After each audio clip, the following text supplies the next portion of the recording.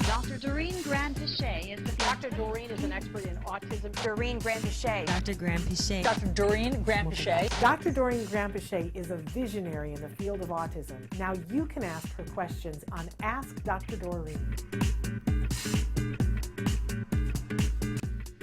Sure. Let me take a couple. There was a follow-up from the previous one where we were telling the Ashwath that ABA is good for high-functioning kids, and the follow-up is from various forums. I have read that ABA therapy involves placing instructions, and then some kids get very upset and tend to tantrum.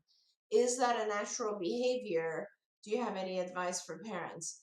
So that's a great question, first of all, and I just quickly want to hit on that. And let me just say, so first of all, a good ABA program should be balanced so that when your child is upset, they are also providing enough activity that is rewarding.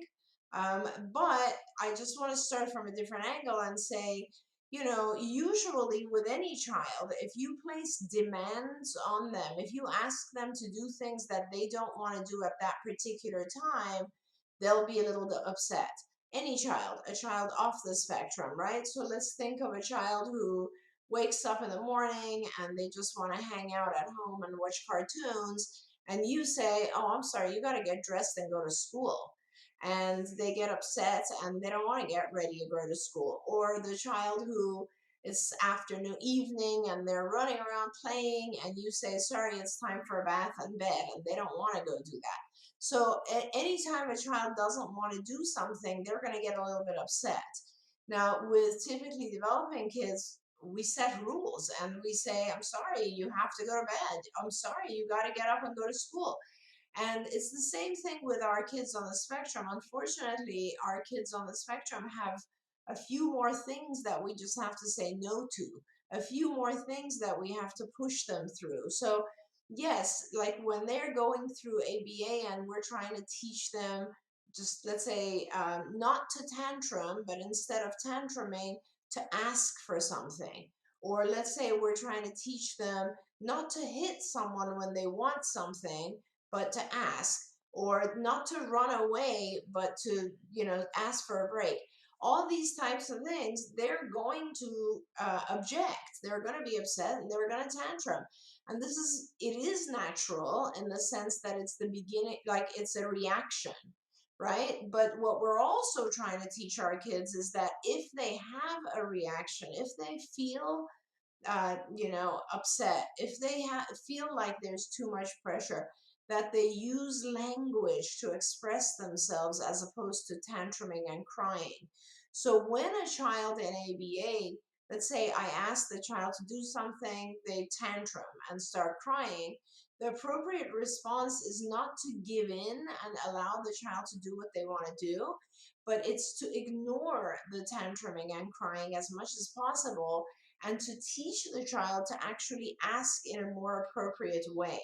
So an example of that would be a child is in ABA therapy and they're playing with a toy, and you ask them and they come and sit down and you're like, can you put the toy away now because it's time to work? And they don't want to put the toy away, and you take the toy and you put it away and they start crying or tantruming or hitting you.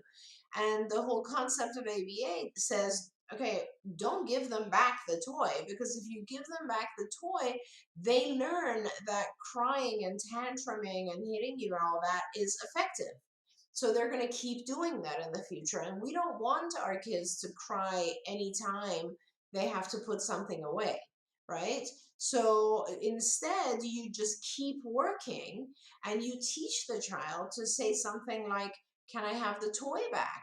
And when they say that, and if it's the appropriate time, you do give them the toy back. So ABA is all about teaching our kids what is an inappropriate response and what is an appropriate response, what's appropriate communication and inappropriate communication. And I will say it's, you know, in that sense, it's extremely, extremely effective, and it is absolutely the best thing, even for a high functioning child. Imagine when they're with their peers, or in school. And if the teacher says, hey guys, everybody put your stuff away, we're going to get started, and the child says, no, I don't want to, and they throw, no other peer is going to want to interact with them, right? Because our peers don't do that. So a lot of the stuff that's being taught, there's a series of books. I don't like this word, but and I forget the name of the author, but they're very good books, and they're just about humanity. They're not about autism at all. They're about people, and they refer to the taming that all of our children go through as they are educated or as they're children and they're growing up. We tame our children. We do. It's very true. When a child, typically developing child, tantrums, we typically will say, that's not good behavior. I don't want you tantruming. Go and calm down in your room or whatever it is, and come back when you can talk. And that's kind of the same concept. Now, sometimes ABA providers that are not good might push it a little too far, and they might not recognize that the child needs a break, that the child needs additional rewards. These are important things. Like, I always, when a child is having a lot of challenging behaviors, I really want to observe, because it's important to make the therapy fair.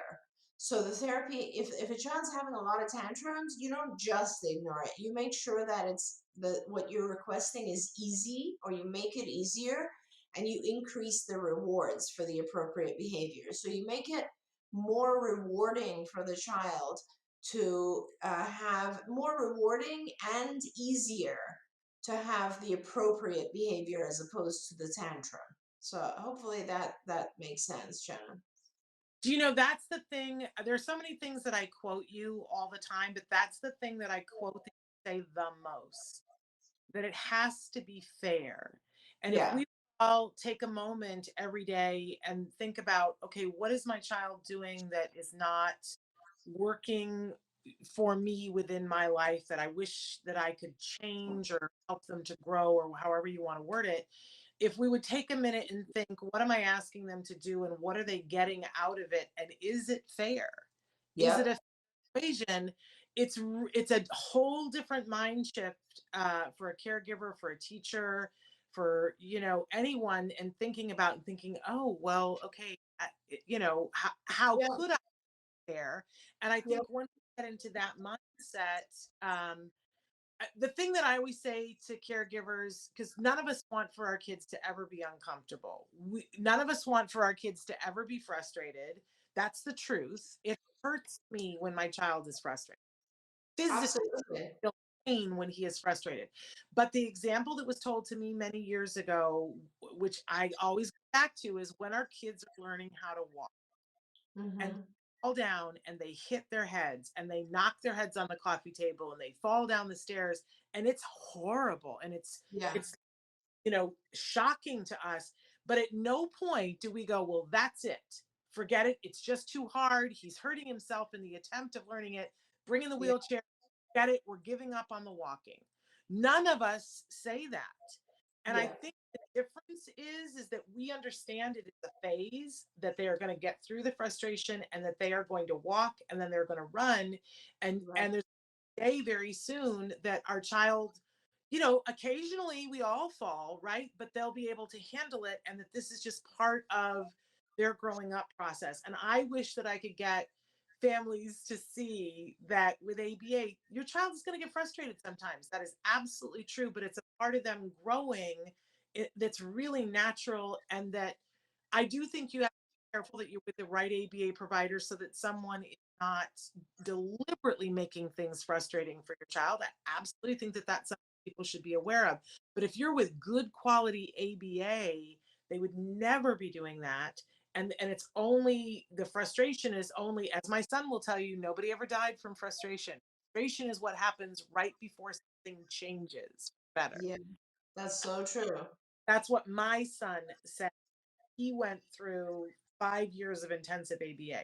So I think once you get into that mindset, it's still hard for your child to be frustrated, but you understand what's happening, and it's easier to allow them to move through the feelings of being frustrated, Yep. uh, because it's growth. So anyway, did you want to take another question, or I have a question?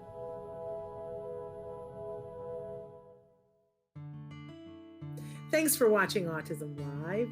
If you found anything helpful in this video, please give us a like. In fact, make sure that you smash that subscribe button on YouTube and give us a like on Facebook. You can also follow us on Twitter and Instagram for important updates. And please download our free podcast wherever you get your podcasts. See you next time. Until then, give your kiddos a hug from me and one for you too. Bye-bye for now. To subscribe, click here. And if you'd like to check out some more of our videos, click here.